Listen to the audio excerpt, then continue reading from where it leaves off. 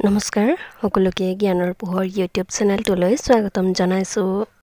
আমাৰ আজিৰ এই ভিডিঅ'টিত আমি আলোচনা কৰিবলৈ লৈছো ক্লাছ 4ৰ অসমীয়া পাঠ্যপুথিখনৰ পাঠ নং 4 লঘুণ কবিতাটিৰ সকলোখিনি প্ৰশ্ন উত্তৰ।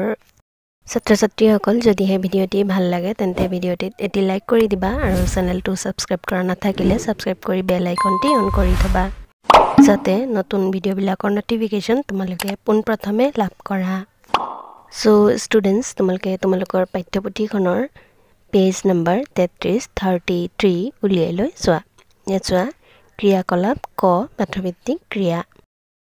প্ৰথমে চোৱা ইয়াত লিখিছে পদ্যটি শুদ্ধ আৰু স্পষ্টকৈ আবৃত্তি কৰা। মই ইয়াত তোমালোকক ৰিডিং কৰি দিছোঁ, তোমালোকে ইয়াৰ পৰাই শুদ্ধ আৰু স্পষ্টকৈ আবৃত্তি কৰিবলৈ চেষ্টা কৰিবা। তোমালোকে টেক্সটবুকখন উলিয়াই লৈ চোৱা। পাঠ 4 লঘুণ। একোকে নাখাওঁ আজি, একেবাৰেই ভোক নাই। আছে যদি আধা খেৰ, চিৰা দিবা ভাল চাই। দৈ মোক নালাগেই, গাখীৰৰ সৰ পালে। খেজুৰীৰ গুড় নেকি, লৈ আহ এইফালে। নাই যদি মালভোগ, জাহাজী কলকে আন। আৰু একো নালাগেই, এই হ'ব জলপান। আজি যদি অহা নাই ভীমসিং পালোৱান, তাৰ বাবে ভাজি থোৱা দুটামান আলু আন। পাপৰ আছিল বোলে, অঙঠাত হেকচোন। আচাৰো ওলাব পাৰে, বিচাৰিলে চুক কোন। ৰৌ মাছ ভজা আছে, তাৰে দুচকল দে। এই হ'ব লঘুণত, আৰু একো নালাগে। কবি নৱকান্ত বৰুৱা। ইয়াৰ পাছত নেক্সট চোৱা, ইয়াত লিখিছে উত্তৰ দিয়া। ক নম্বৰত প্ৰশ্ন দিছে লঘুণ পদ্যটো ৰচনা কৰা কবিজনৰ নাম কি? ইয়াৰ উত্তৰত লিখিবা লঘুণ পদ্যটো ৰচনা কৰা কবিজনৰ নাম হ'ল কবি নৱকান্ত বৰুৱা। ইয়াৰ পাছত নেক্সট খ নম্বৰ প্ৰশ্নটিত চোৱা, ইয়াত লিখিছে লঘুণ শব্দৰ অৰ্থ কি? ইয়াৰ উত্তৰত লিখিবা লঘুণ শব্দৰ অৰ্থ হৈছে একো নোখোৱাকৈ থকা। ইয়াৰ পাছত নেক্সট গ নম্বৰ প্ৰশ্নটিত চোৱা, ইয়াত লিখিছে পলোৱান বুলিলে কেনেকুৱা মানুহ এজনৰ ছবি তোমাৰ মনলৈ আহে? ইয়াৰ উত্তৰত লিখিবা পলোৱান বুলিলে শকতাৱত মানুহ এজনৰ ছবি মোৰ মনলৈ আহে। ইয়াৰ পাছত নেক্সট চোৱা, ইয়াত লিখিছে লঘুণ পদ্যটিৰ ভিতৰত ক অংশৰ কথাখিনিৰ লগত খ অংশৰ কথাখিনি মিলাই লিখা। ইয়াত তোমালোকক পদ্য হিচাপে ক অংশৰ লগত খ অংশ মিলাই লিখিবলৈ কৈছে। তোমালোকে ভালকৈ বুজি পাবৰ বাবে এটা তোমালোকক কৰি দিছে। 1 নম্বৰত চোৱা, ইয়াত লিখিছে ক অংশত আছে যদি আধা হেৰ, এইটো মিলাইছে খ অংশত থকা চিৰা দিবা ভাল চাই। ইয়াৰ পাছৰখিনি হ'ব ক্ৰমে। 2 নম্বৰত চোৱা, ইয়াত লিখিছে দৈ মোক নালাগেই, এইটো মিলিব খ অংশত থকা গাখীৰৰ সৰ পালে। ইয়াৰ পাছত নেক্সট 3 নম্বৰত লিখিছে নাই যদি মালভোগ, এইটো মিলিব খ অংশত থকা জাহাজী কলকে আন। ইয়াৰ পাছত নেক্সট 4 নম্বৰত চোৱাত লিখিছে পাপৰ আছিল বোলে, এইটো মিলিব খ অংশত থকা একেবাৰে শেষত আঙঠাত হেকচোন। আৰু একেবাৰে শেষত 5 নম্বৰত চোৱা, ইয়াত লিখিছে ৰৌ মাছ ভজা আছে, এইটো মিলিব খ অংশত থকা তাৰে দুচকল দে। ইয়াৰ পাছত নেক্সট ইয়াৰ তলতে লিখিছে লঘুণ শব্দটোৰ অৰ্থ লঘুণ পদ্যটোৰ কথাখিনিৰ লগত মিলিছেনে? যদি মিলা নাই কিয় মিলা নাই লিখা। ইয়াৰ উত্তৰত লিখিবা তোমালোকে লঘুণ শব্দটোৰ অৰ্থ লঘুণ পদ্যটোৰ কথাখিনিৰ লগত মিলা নাই। লঘুণ মানে গোটেই দিনটো একো নোখোৱাকৈ থকা। কিন্তু পদ্যটোত কবিয়ে ব্যক্তিজনৰ ভোক নাই বুলি কোৱাৰ পিছতো চিৰা, দৈ, গাখীৰৰ সৰ, খেজুৰৰ গুড়, জাহাজী কল, আলু, পাপৰ, আচাৰ, ৰৌ মাছ আদিবোৰ খাইছে। গতিকে লঘুণ নামৰ পদ্যটিৰ লগত লঘুণ শব্দটো মিলা নাই। ইয়াৰ পাছত নেক্সট ইয়াৰ তলতে লিখিছে তলত উল্লেখ কৰা বস্তু কেইবিধৰ বিষয়ে দলত আলোচনা কৰি চমু টোকা লিখা। ইয়াত তলত দিয়া বিষয়সমূহৰ ওপৰত চমু টোকা লিখিবলৈ কৈছে। ক নম্বৰত চোৱা, ইয়াত লিখিছে মালভোগ কল। ইয়াৰ চমু টোকাত লিখিবা কলৰ ভিতৰত মালভোগ কল উত্তম। কিছুমান মানুহে কলক ঔষধ হিচাপে ব্যৱহাৰ কৰে। যিকোনো কল বৰ পুষ্টিকৰ খাদ্য। মালভোগ কল বৰ উপকাৰী কল যিকোনো দেৱকাৰ্যত ব্যৱহাৰ কৰা হয় ইয়াৰ পাছত নেক্সট খত লিখিছে গাখীৰৰ সৰ ইয়াৰ চমুটুকাত লিখিবা গাখীৰ গৰম কৰোঁতে গাখীৰৰ ওপৰত এখন চামনি পৰে ইয়াকে গাখীৰৰ সৰ বোলে গাখীৰৰ সৰ খাবলৈ সোৱাদ হয় ইয়াৰ পৰা মানুহে ঘি প্ৰস্তুত কৰে ইয়াৰ পাছত নেক্সট গ নম্বৰত দিছে আচাৰ ইয়াৰ চমুটুকাত লিখিবা আচাৰ এবিধ মুখৰ ৰুচিকৰ খাদ্য ইয়াক মানুহে ভাত বা ৰুটিৰ লগত খায় টেঙা ফল নিমখ দি ৰ'দত শুকাই লয় তেল গৰম কৰি তাত নানাবিধ মছলা দি আচাৰ তৈয়াৰ কৰা হয় ইয়াৰ পাছত একেবাৰে শেষত ঘ নম্বৰত দিছে পাপৰ ইয়াৰ চমুটুকাত লিখিবা পাপৰ এবিধ সুস্বাদু লঘু আহাৰ পাপৰ বেচন জালুকৰ গুড়ি বেকিং পাউডাৰ নিমখ মিহলাই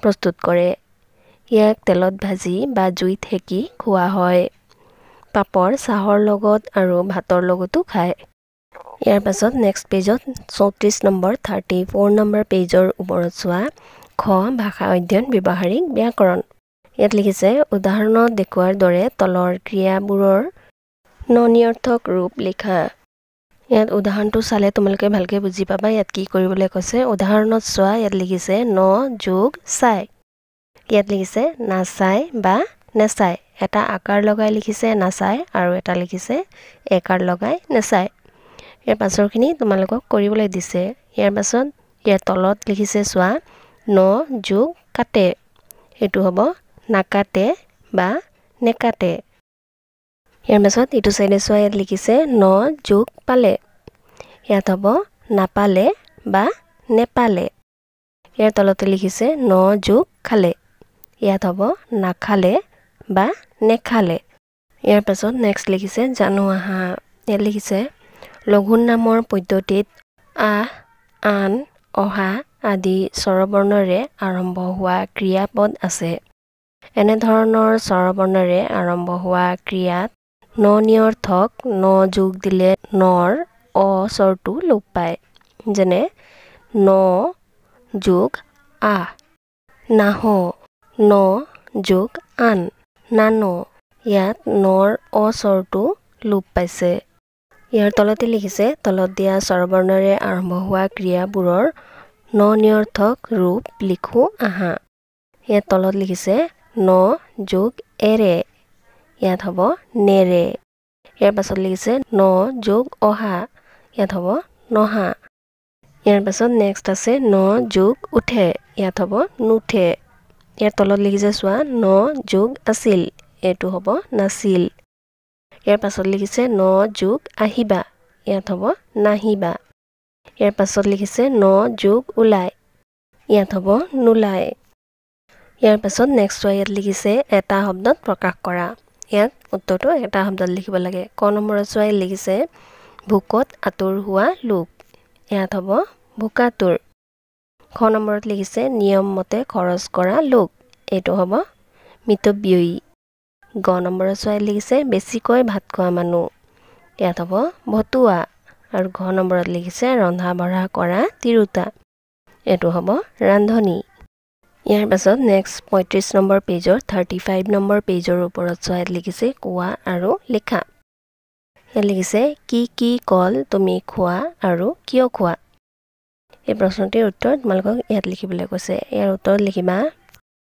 জাহাজী কল চেনি চম্পা কল আঠিয়া কল মালভোগ কল আদি কল খাওঁ যিকোনো পকা কল খাই বৰ ভাল লাগে কল শৰীৰৰ বাবে বহুত উপকাৰী ইয়াৰ পাছত ইয়াৰ তলতে লিখিছে চোৱা কলগছ আমাৰ কি কামত লাগে ইয়াৰ উত্তৰত লিখিবা কলগছ সকলোৰে বাবে বৰ উপকাৰী কলগছ আমি পূজা বিয়া সভাত ব্যৱহাৰ কৰোঁ আগলি কলপাত ধৰ্মীয় অনুষ্ঠানত ব্যৱহাৰ কৰা হয় নেক্সট ইয়াৰ তলতে লিখিছে তোমাৰ কি ফল খাই ভাল লাগে ইয়াৰ উত্তৰটো তোমালোকে নিজে কি খাই ভাল পোৱা এনেকৈ লিখিব পাৰা নহতুবা এনেকৈ লিখিব পাৰা মোৰ আম আপেল আঙুৰ কঁঠাল কল আদি ফল খাই ভাল লাগে নেক্সট ইয়াৰ তলতে লিখিছে তলৰ শব্দবোৰৰে অৰ্থৰ পাৰ্থক্য প্ৰকাশ পোৱাকৈ বাক্য ৰচনা কৰা ইয়াৰ তলতে একে ধৰণৰ দুটাকৈ শব্দ দিছে কিন্তু এইবিলাকৰ অৰ্থ